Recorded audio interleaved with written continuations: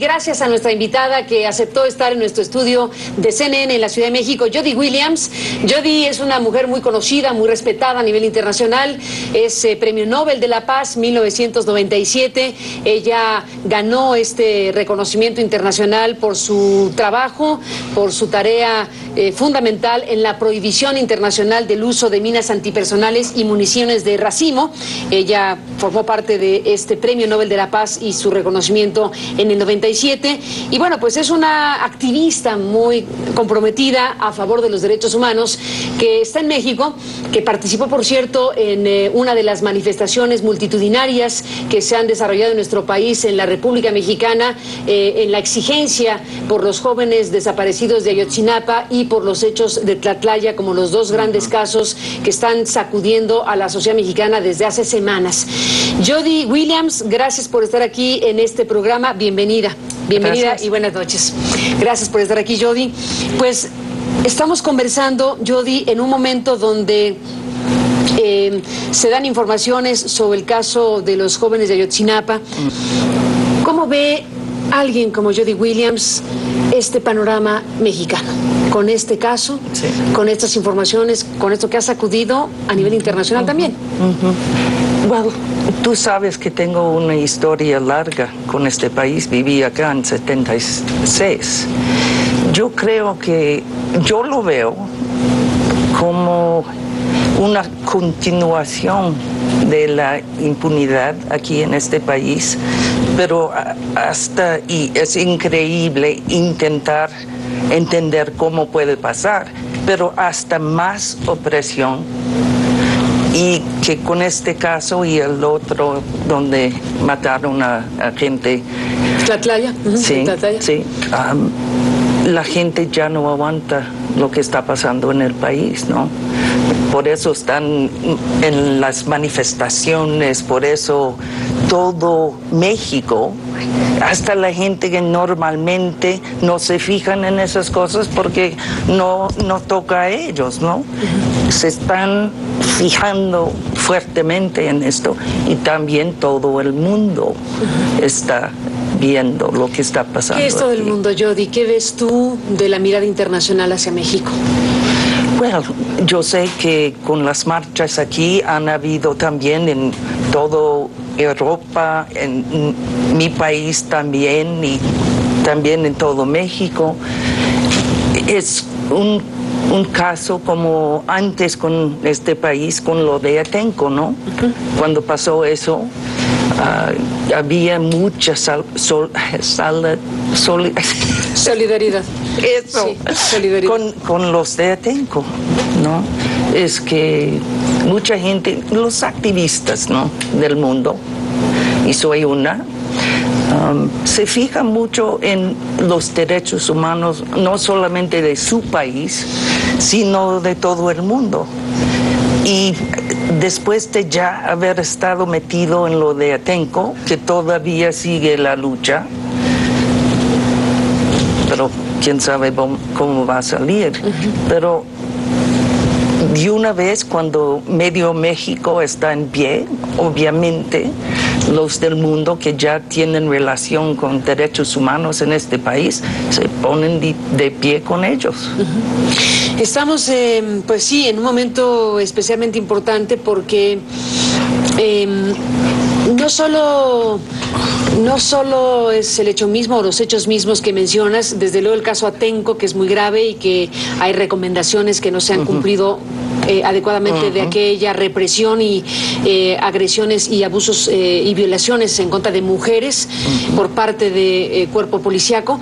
Hace algunos años, cuando la lucha de Atenco por las tierras de un proyecto de un aeropuerto, eso, digamos, está aquí a flor de piel porque se sigue hablando del tema. Hay denuncias de mujeres que fueron agredidas sexualmente y que no están dispuestas a que no se haga justicia.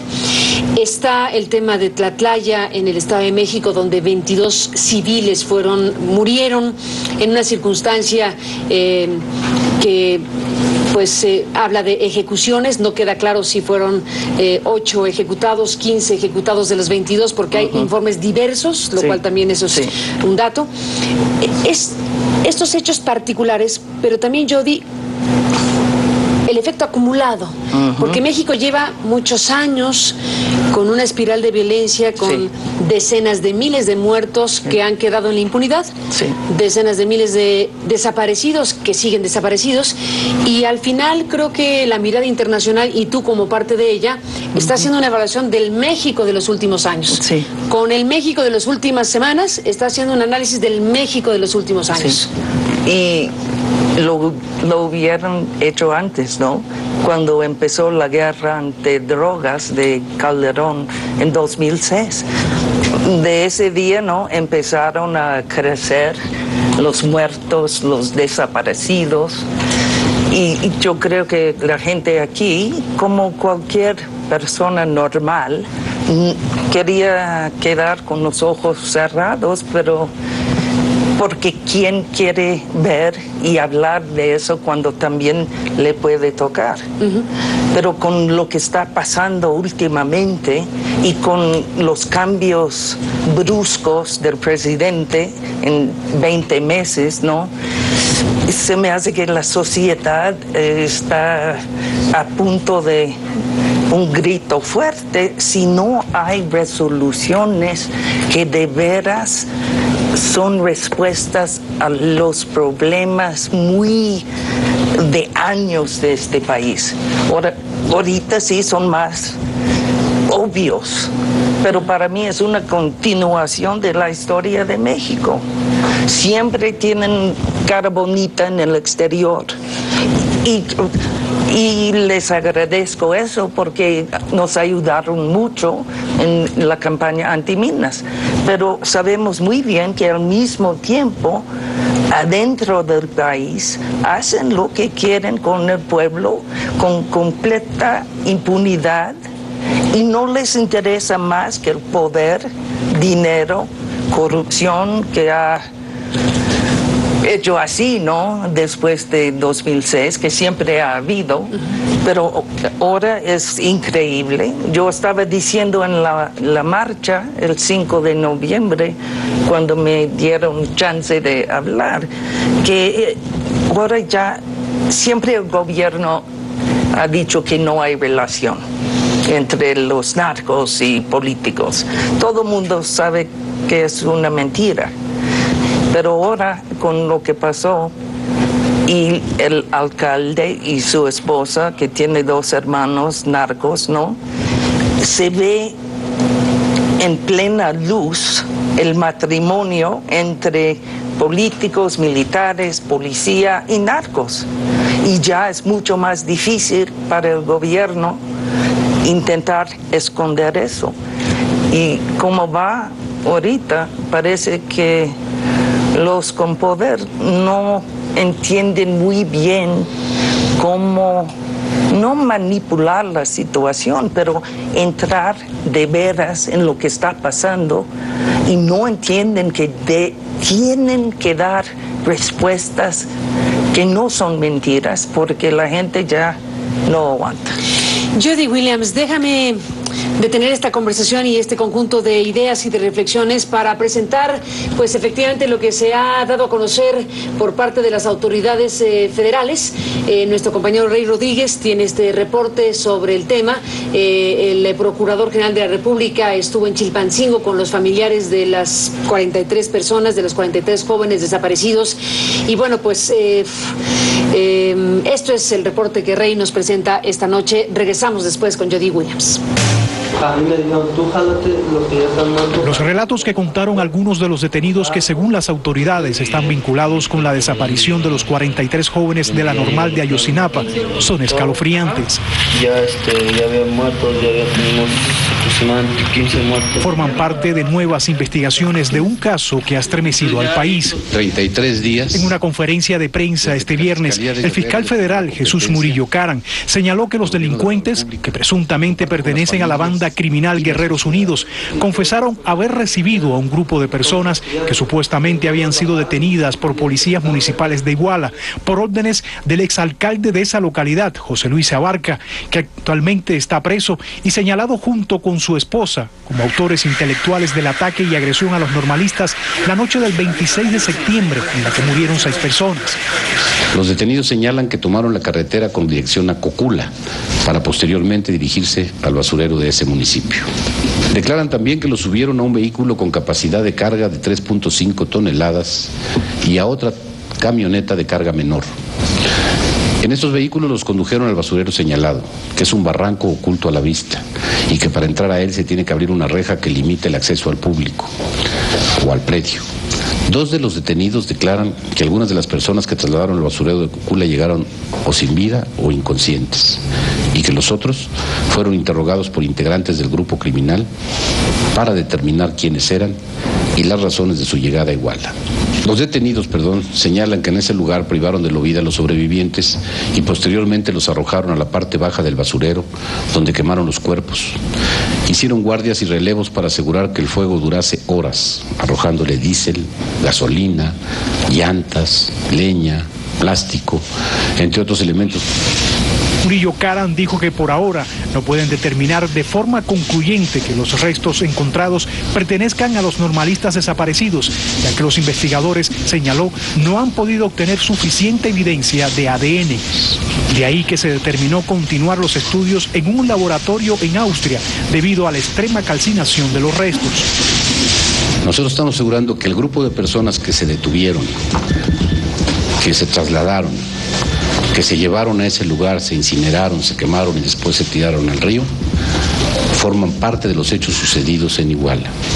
Para poder determinar que son los estudiantes, necesito acumular las formas de identificación que puedan darse.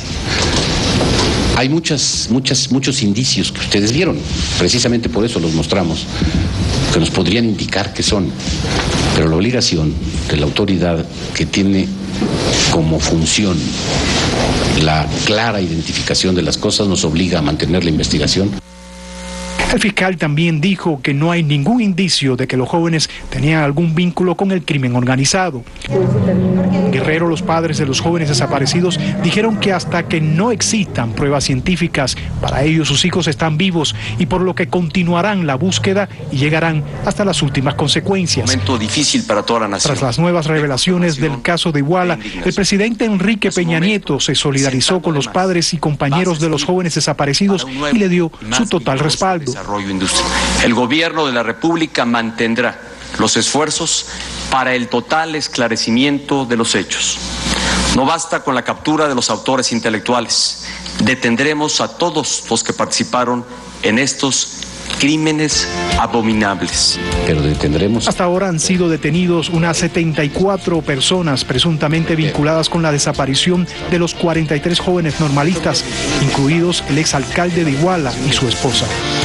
Pues siguiendo, por supuesto, el caso de los jóvenes de Ayotzinapa y lo que nos informa Rey Rodríguez y todo lo que en este momento está sucediendo, pero retomo lo que tú analizas, Jody, como activista a favor de los derechos humanos, como una mujer que ha construido para la paz, Premio Nobel de la Paz, ni más ni menos, cómo se construye una verdadera existencia del Estado de Derecho y de los derechos humanos en un país.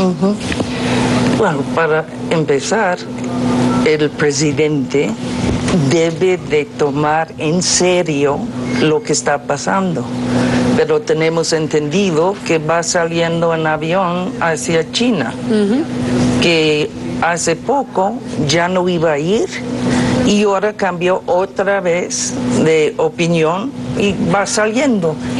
Como mero en medio de una situación tan grave en este país, donde miles y miles de gente está de pie, ¿cómo puede no reconocer la necesidad de, a veras, empezar a hacer cambios y también implementarlos? Yo tuve una reunión con gente del gobierno ayer y estaban hablando del presidente que sí entiende, que sí toma muy en serio la violencia, y yo les dije que no lo creo, porque él fue gobernador cuando la invasión... Cuando Atenco. Entonces él me contesta, pero tengo buenas noticias porque ya 20 están detenidos, ¿no? Y 8 de los 20 son policías. Y le contesto que está bien, pero ¿hasta qué nivel van a llegar? Van a llegar al nivel de las personas que mandaron a los 4,000 policías a Atenco. Entonces, si el gobierno y el máximo jefe del gobierno no tiene la sofisticación de entender que él debe de estar aquí mientras que haya una resolución que acepte las familias, ¿no? Pero además no se puede cambiar una sociedad tan corrupta solamente desde arriba. La gente que por fin está de pie tiene que no solamente estar de pie hoy en día, mañana, y hasta que todo el mundo sabe lo que pasó con los 43. Si ya de veras están a punto de no aguantar, tienen que tomar esa energía para hacer un plan, para seguir con presión, para empezar para que hay cambios. Y eso no va a pasar de un día para el otro. Pero tienen que hacer... Para trascender lo catártico. Sí, tienen que hacer un compromiso, porque es una lucha larga cambiar una sociedad que siempre ha vivido con impunidad completa, con poder completa, y que no tiene interés en las necesidades del pueblo mexicano. Pues Jody Williams, haces una crítica sobre el viaje de Peña Nieto a China, que efectivamente es polémico por todo lo que acabas de decir. Hay que agregar como elemento de información de esta semana el hecho de que en algo insólito la presidencia de México anunció la cancelación de una licitación de un tren de alta velocidad de 50,000 millones de pesos como presupuesto calculado. Decidió cancelarlo y la empresa china propiedad del gobierno chino es afectada junto con otros empresarios de México que a su vez están asociados muy cercanamente al propio Enrique Peña Nieto, como la empresa Tella o la empresa que es propiedad del expresidente de México, Carlos Salinas de Gortari, una licitación tan importante que quedó envuelta en el escándalo y que al final decidió cancelarla antes de ir a China. Lo agrego como un elemento para hablar del momento que vive México y del momento que vive este gobierno. Pero me gustaría también en la parte final comentar contigo sobre este otro caso que es el de Tlatlaya, lo que en el mundo de los derechos humanos sucede cuando militares cometen violaciones a derechos humanos contra civiles y son procesados por civiles. Lo digo porque en el boletín que el Poder Judicial da a conocer este viernes dice que se encuentran en reclusión los militares a los que se les dictó auto de formar prisión. Aquí hay una cuestión en donde la justicia civil es la que procesa, pero también hay una intervención del poder militar. Eso pasa en todo el mundo, ¿no? Es muy fácil escribir leyes o legislar. Nos quedamos con leyes. Sí. Pero si nada más son palabras en papel no sirven de nada. Y sabemos que la Constitución y que aquí en México lo que estabas diciendo, que militares si violan en una forma u otra a civiles deben de ir a la Corte Civil. Pero en práctica, o sea... ¿En la práctica? Eso. ¿Dónde están? Bueno, están en un campo militar, aunque están procesados por la Procuraduría General de la República. Pero yo creo que en este país, desafortunadamente, hay miles de leyes que son bonitas, pero hay poca implementación de esas leyes. Ayer, cuando estuve hablando con los del gobierno, él me dijo que hay una ley bastante nueva, ¿no?, en contra de la violación o violencia hacia la mujer. Y cuando le pregunté cómo iba la implementación, se quedó callado, porque no hay nada de implementación. Y hoy participé en una conferencia de prensa, hoy viernes, ¿no?, ¿qué fecha? 7 de noviembre. Sí. Con mujeres que han sufrido tortura sexual, pero han tomado la decisión de hablar abiertamente sobre lo que pasó. Y todas las que hablaron en la conferencia, y también fueron 4 de allá, de Atenco, hablaron de la tortura que sufrieron bajo las manos de la policía. La policía, y cuando intentan buscar justicia, el mismo Estado no quiere decir nada en contra, o no quiere hacer nada en contra de su propia policía. Pues Jody Williams, se nos acabó el tiempo, pero pues te agradezco muchísimo que hayas estado aquí para conversar, para seguir de cerca lo que ocurre en México, para conocer y saber más de tu mirada sobre los derechos humanos en un momento como el que estamos viviendo. Gracias por estar aquí. A ti. Gracias, hasta la próxima. Y gracias a usted que nos permitió acompañarle. Pásela bien y hasta la próxima. La agresión cometida en el municipio de Tlatlaya, en el Estado de México, por elementos del ejército mexicano en contra de 22 personas es una de las peores violaciones a los derechos humanos cometidas por militares en el país. Así lo dijo, así lo consideró esta tarde el presidente de la Comisión Nacional de Derechos Humanos, Raúl Plasencia, al presentar la recomendación de ese organismo dirigida al secretario de la Defensa, el Procurador General de la República y el gobernador del Estado de México por los hechos ocurridos el 30 de junio pasado.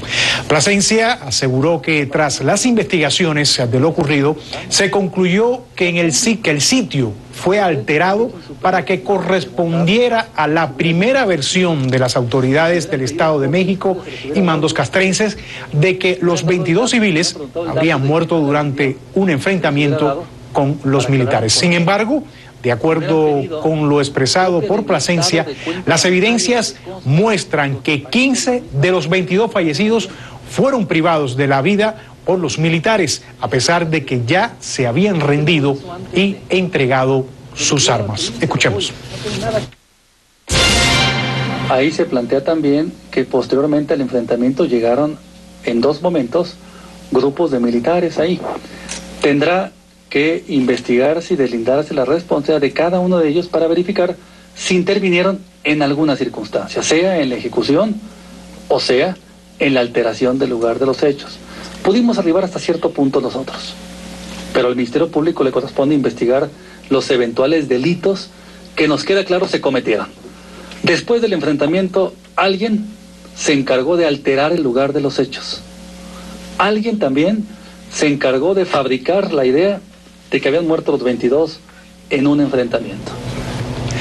El ombudsman también señaló que la Procuraduría General de Justicia del Estado de México obstaculizó la entrega de las imágenes del lugar de los hechos, lo que retrasó las investigaciones pese a las evidencias de los delitos cometidos por los 8 militares señalados y detenidos el 25 de septiembre como responsables de los homicidios. Ninguno hasta ahora ha sido sujeto aún a proceso por ese delito. Estamos convencidos que será el próximo 30 de octubre cuando el Senado analice la solicitud formulada por el Partido Acción Nacional de dictaminar sobre la desaparición o no de los poderes en Guerrero. Antes, una comisión plural trabajará para hacerse de mayores elementos.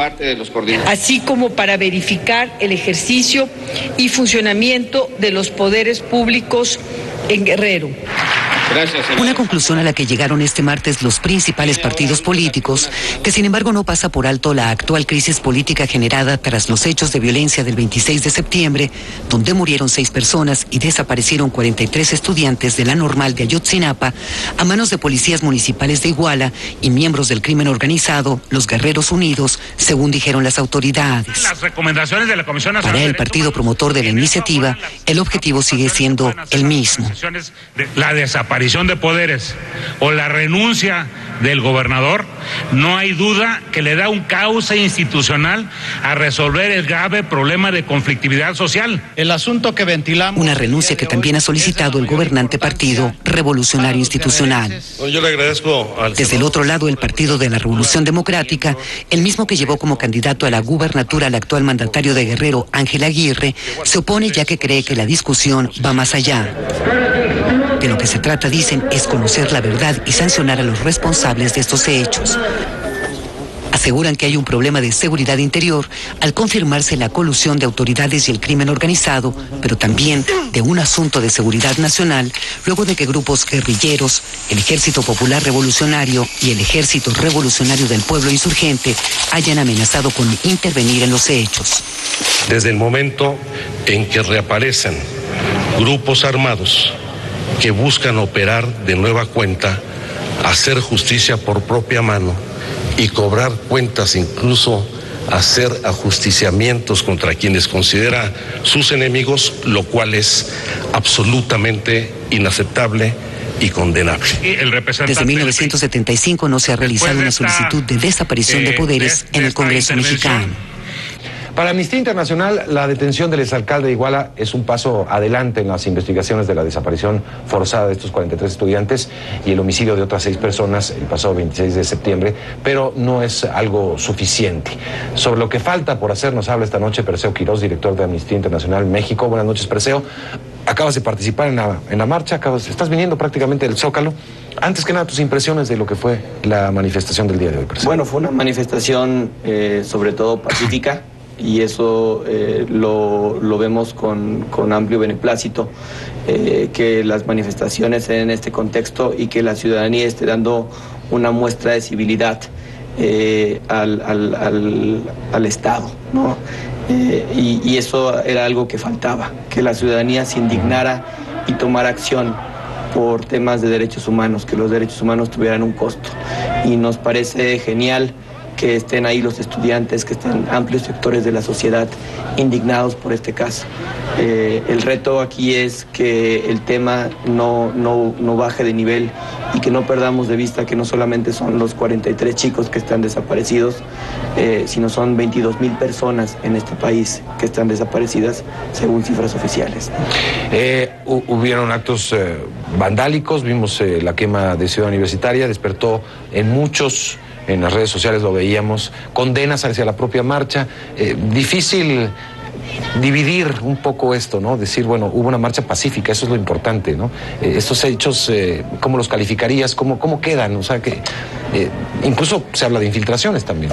Bueno, evidentemente Amnistía siempre ha tenido una política en donde las marchas tienen que ser pacíficas, y si hay alguien que viole la ley, pues tendrá que ser procesado con los debidos respetos a sus derechos humanos.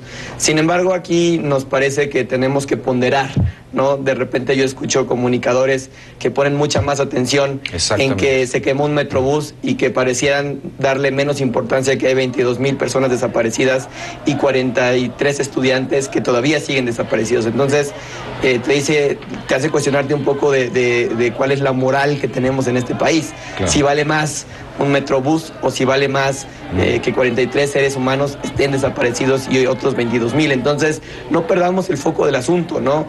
Este tema se da justamente por la falta de atención que ha tenido el Estado hacia los derechos humanos y en general hacia el bienestar del individuo en este país, ¿no? ¿Cómo han visto las investigaciones? Han ustedes pronunciado varios comunicados al respecto.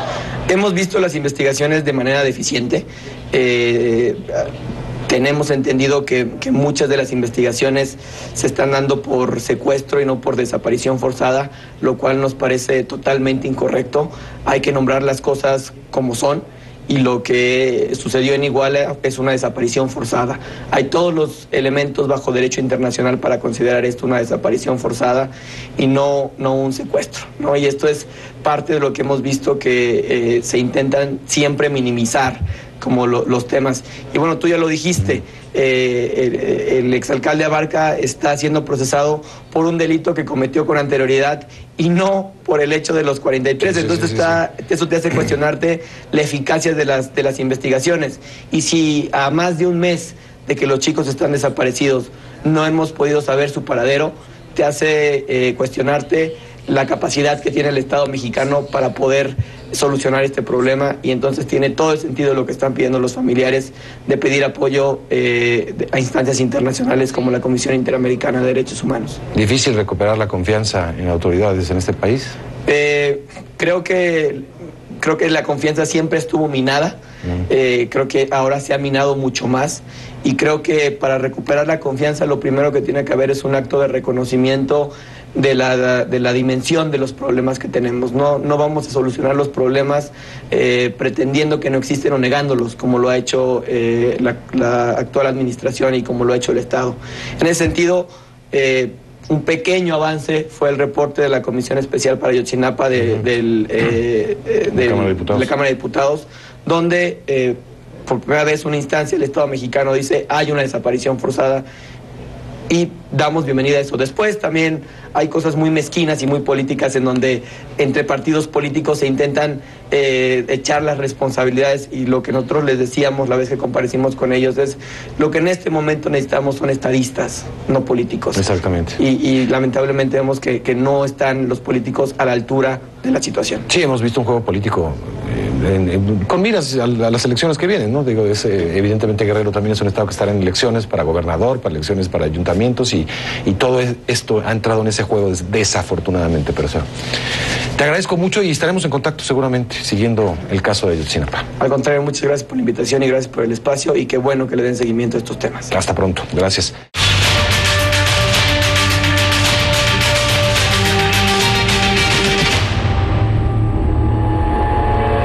Comenzamos esta noche con información desde Guerrero.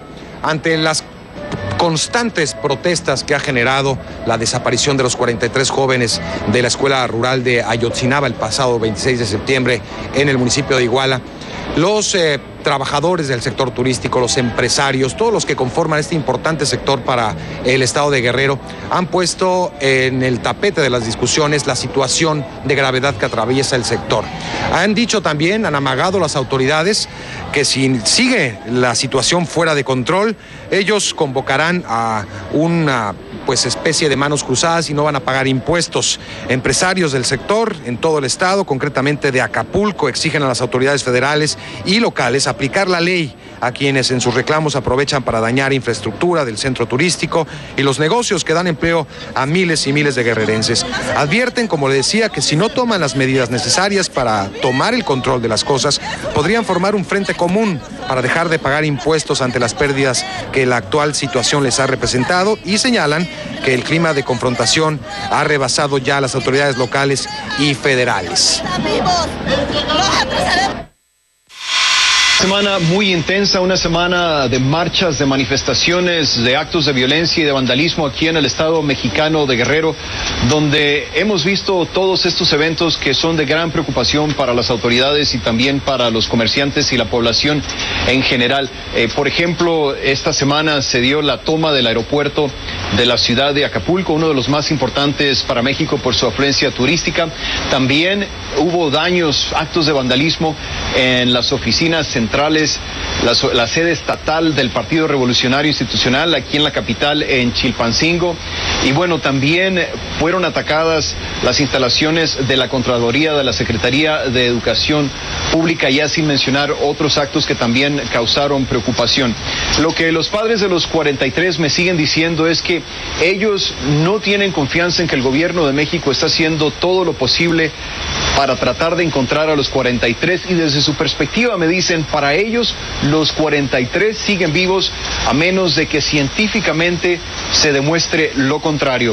Uno de los últimos acontecimientos de los que nos hemos enterado es que los padres se están desplazando a diferentes puntos del país para iniciar una serie de caravanas desde el norte, desde el sur, desde aquí del estado de Guerrero, que culminarían el 20 de noviembre, Día de la Revolución Mexicana, en la Ciudad de México. También el día de hoy se produce oficialmente la renuncia del Procurador General de Justicia aquí en el estado de Guerrero, Iñaki Blanco, algo que ya se había anunciado, pero hoy se vuelve este anuncio oficial tras la aceptación de la petición de renuncia ante las autoridades.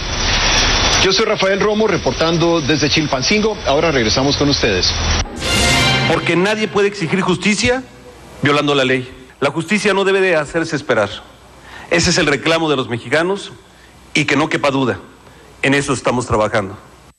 El secretario de la Defensa Nacional, Salvador Cienfuegos, explicó que los elementos del 27 Batallón con sede en Iguala no intervinieron en los hechos del día 26 de septiembre, cuando todo se produjo, cuando desaparecieron de hecho los 43 estudiantes, porque siguieron un protocolo los militares, un protocolo que señala que solo pueden actuar a petición de las autoridades locales, y esto no ocurrió, pues dijo que tanto el secretario de Seguridad local como el estatal aseguraron que no pasaba nada en Iguala. Tenemos un compromiso con el Estado de Derecho, que en mandato de los mexicanos tenemos que ejercer, tenemos que actuar, y lo que puedo decirles es que lo vamos a hacer, que hemos venido trabajando por medio del diálogo, pero también el diálogo tiene una tolerancia, y ese es cuando se afectan los derechos de otros. Después de reunirse con empresarios de todo el país, el secretario de Gobernación dijo que las movilizaciones violentas no han sido promovidas por los familiares de los normalistas.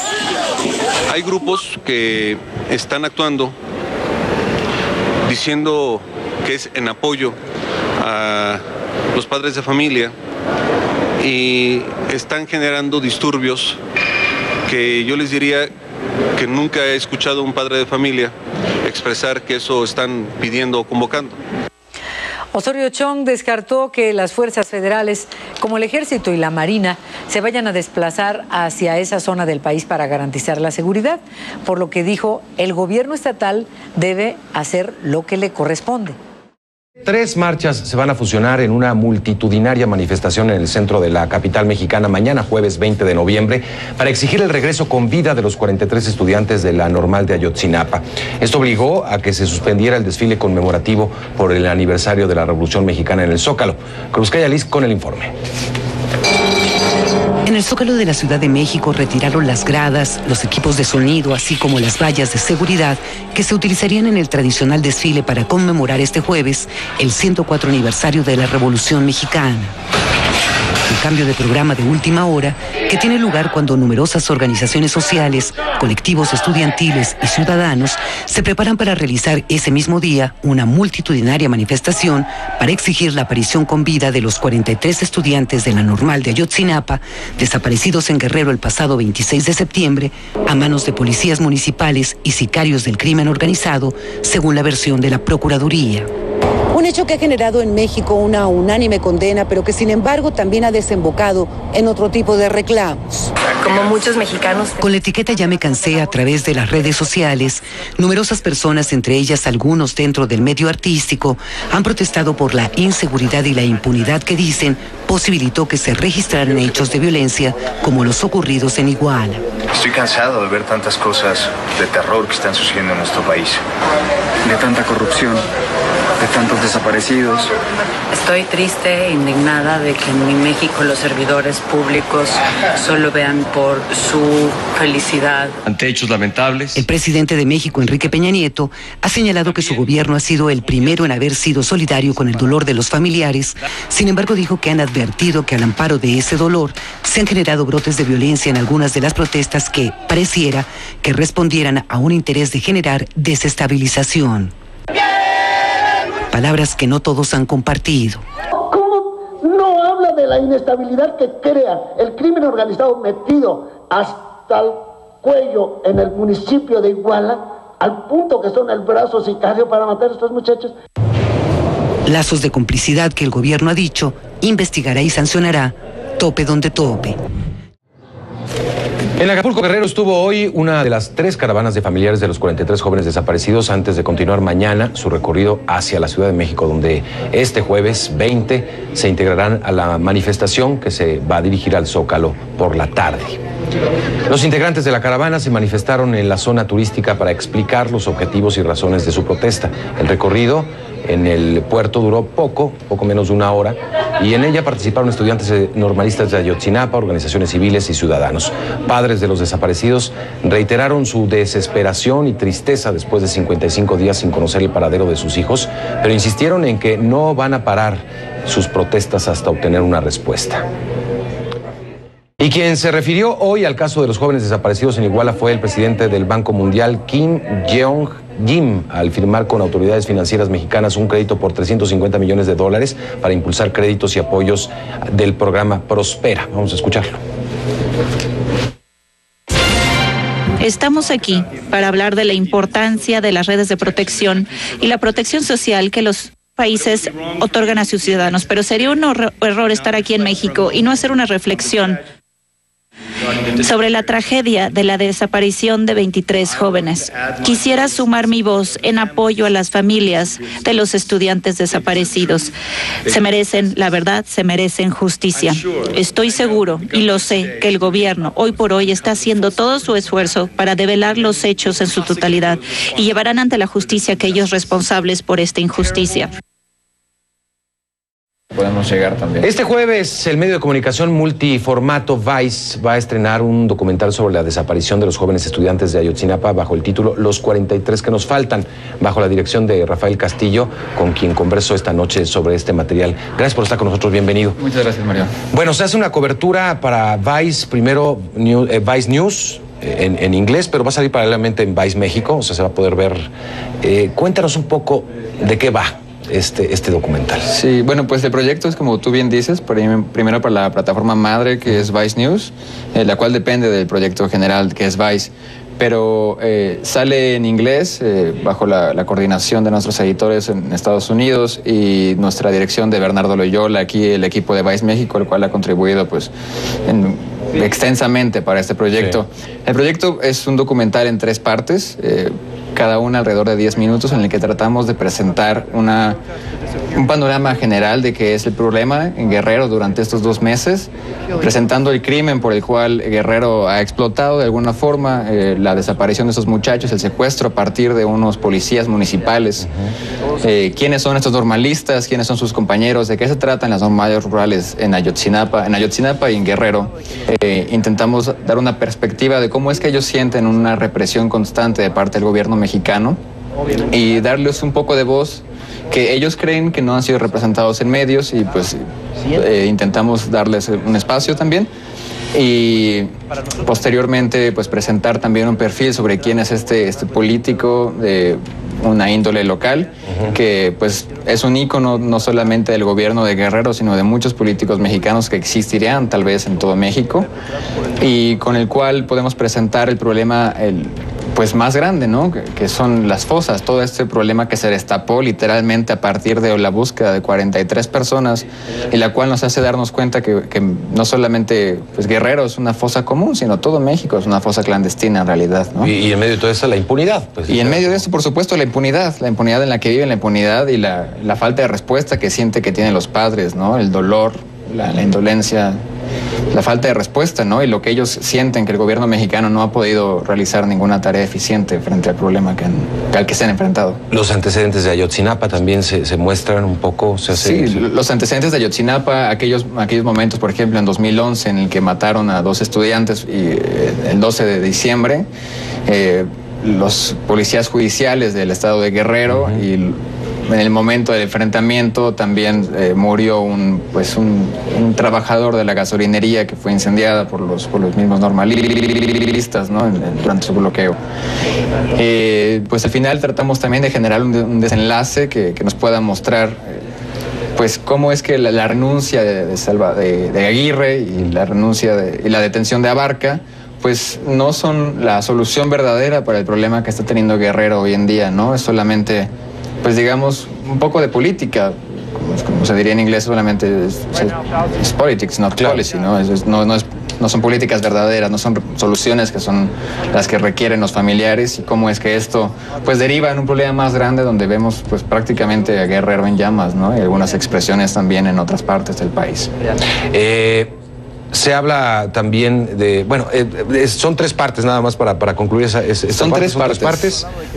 Aproximadamente 10, 12 minutos cada una. Sí, cada una de 10, 12 minutos, y al final se presentará en un solo documental de 30 minutos. La primera será presentada mañana por la tarde. Sí. Y después la siguiente semana las otras 2. Lunes la segunda parte y martes la tercera parte. Te preguntaba, se ha hablado mucho de los antecedentes de Ayotzinapa, sus vínculos con la guerrilla. ¿Se trabaja un poco por ahí? ¿Se tratan de averiguar esas partes, esas raíces? Sin duda hemos intentado generar pues algún acercamiento ahí. No, la verdad es que no lo hemos logrado, y con las dificultades para evaluar el material que existe disponible, pues tampoco creíamos suficientemente responsable acercarnos a ese tema con la certeza de que se trataran de grupos guerrilleros, ¿no? Claro. Sin duda existen grupos armados en el lugar y grupos que podrían ser parte de la guerrilla, de lo cual evidentemente no podemos asegurar nada, y no nos metemos en este tema. Sí, por supuesto. Bueno, pero el origen de Ayotzinapa como escuela normal rural surge evidentemente un movimiento guerrillero. Eso es sí, público, por supuesto. notorio, no, claro, o sea, claro. Esos temas sí están tratados en tanto historia, en tanto actualidad. No podemos asegurarlo, no hemos conseguido el acceso suficiente por ahora. Pues te agradezco, estaremos muy atentos de esta presentación del documental. Evidentemente, aparte en un día que coincide con la gran marcha que será el día de mañana. Sí, por supuesto, por la cual también estaremos haciendo cobertura para Vice News, por supuesto. Te agradezco. Gracias. Y hasta pronto. Y el Instituto Federal de Acceso a la Información y Protección de Datos ordenó a la Secretaría de la Defensa Nacional entregar información sobre los militares que participaron en los hechos violentos de Tlatlaya, Estado de México, que precise el número de elementos, los datos relativos al grado y la unidad a la que pertenecían. La Sedena respondió que un oficial y 7 elementos de tropa fueron puestos a disposición del Juzgado Sexto Militar por delitos en contra de la disciplina militar, desobediencia e infracción de deberes. Agregó que el Ministerio Público castrense ya ejerció acción penal. La Secretaría de la Defensa Nacional deberá dar a conocer el número, grado y unidad de los militares involucrados en el caso Tlatlaya. Así lo determinó el Instituto Federal de Acceso a la Información y Protección de Datos, el IFAI. Ante una petición, la Sedena originalmente había determinado que los datos se encontraban reservados por estar vinculados a una averiguación previa y a un expediente judicial por delitos militares, pero el Pleno del IFAI revocó la reserva de la información porque consideró que se trata de datos genéricos que no hacen identificables a los servidores públicos que están sujetos a proceso. Y la Secretaría de la Defensa Nacional deberá dar a conocer a detalle la información de los uniformados involucrados en el asesinato de 22 personas el pasado 30 de junio en el municipio de Tlatlaya, Estado de México. Así lo establece una orden del Instituto Federal de Acceso a la Información y Protección de Datos, IFAI, por lo que la Sedena deberá informar el número de personas, el grado, unidad, batallón o compañía a la que pertenecían los militares participantes en los hechos. Tras el recurso interpuesto por un particular, el IFAI determinó que no hay violación de las indagatorias en el proceso militar porque los datos del oficial y los 7 elementos de tropas puestos a disposición de las autoridades están registrados en archivos administrativos previos a los hechos que se investigan.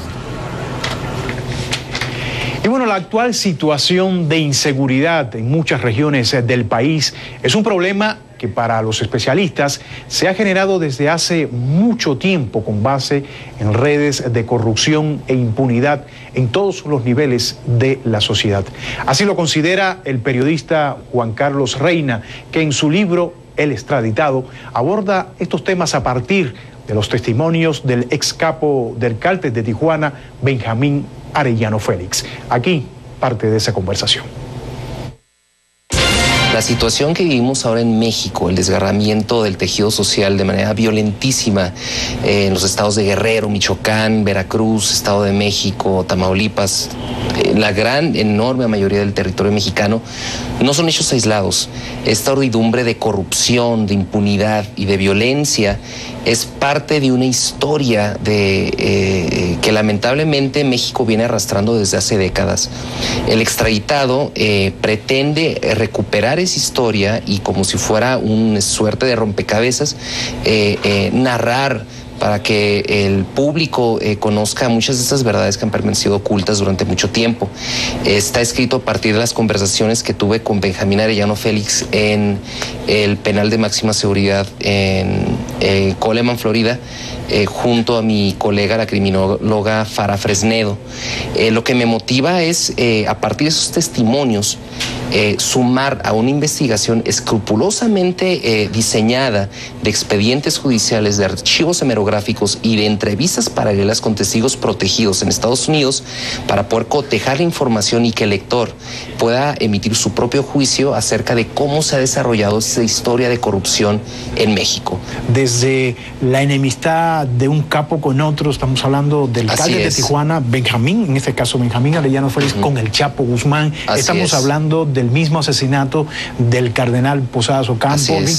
Todo eso mismo, ¿no? Sí, justamente en esta investigación que a lo largo de un año realizamos Farah y yo, intentamos desentrañar como justamente te decía, como si fuera un rompecabezas, esta historia del narcotráfico, de tal suerte que contamos no solo en la historia de Benjamín, sino también del Chapo, también del Mayo Zambada, también de Amado Carrillo, quien a finales de los 70 eran socios, eran todos parte de un mismo grupo criminal y terminaron enemistándose y siendo rivales, cada uno siendo líder de su propio grupo delincuencial, en base a hechos que, como tú bien dices, no han quedado del todo claros. En el caso del cardenal Posadas es muy interesante cómo, después de que Benjamín es aprehendido en el 2002, y de negarse a declarar sobre este y el resto de los casos, porque Arellano Félix fue alguien que nunca menciona, nunca declara en contra de ninguno de sus socios, ninguno de sus subalternos. Digamos que es una suerte de capo chapeado a la antigua,